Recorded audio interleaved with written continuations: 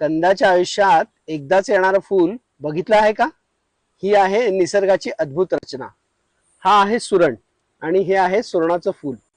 साधारणतः सुरण मॅच्युअर्ड झाल्यानंतर त्याला फूल यायला लागतं. म्हणजे साधारणतः 1 2 ते 3 वर्षानंतर याला फूल यायला लागतं. फूल येताना चैत्रापासून सुरुवात होते आणि सुरुवातीला ते हे असं दिसतं. त्यामुळे हे असं दिसायला लागलं की त्याला फूल येणार आहे असं समजायचं. त्याच्यानंतर अक्षय तृतीयेपर्यंत या फूल येण्याची प्रक्रिया सुरू राहते आणि ते उमलतं. समजा फूल नसेल येणार तर त्याच्या आधी हा असा कोंब दिसतो, म्हणजे हा तरुण आहे असं समजायचं. त्यामुळे ह्याच्या पुढच्या वर्षी किंवा त्याच्या पुढच्या वर्षी हा मॅच्युअर्ड होऊन त्याला फूल येणार आहे. आता आपण ते फूल उघडून बघणार.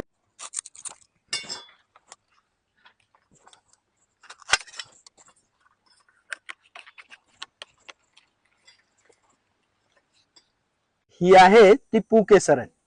ही आता आपण खाण्याकरता वापरणार नाही, त्यामुळे ही कापून बाजूला टाकणार. पहिल्यांदा ह्याच्यापासूनच सुरण व्हायची प्रक्रिया असेल, पण आता निसर्गाची जी अनफोल्डमेंट असते त्याच्यामध्ये कंदापासूनच कंद निर्मिती असं सुरू झालेलं दिसतंय.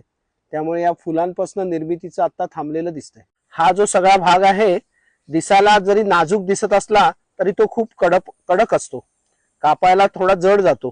ह्या सगळ्या भागाची कापून आपण आमटी करता येते किंवा मग त्याची शेवळ्यासारखी भाजी करता येते. अशा विविध प्रकारची शेती बघायची असेल तर रोहिणी कृषी पर्यटनात नक्की या. आपले स्वागत आहे. गावो विश्वस्य मातरः, वंदे गोमातरम.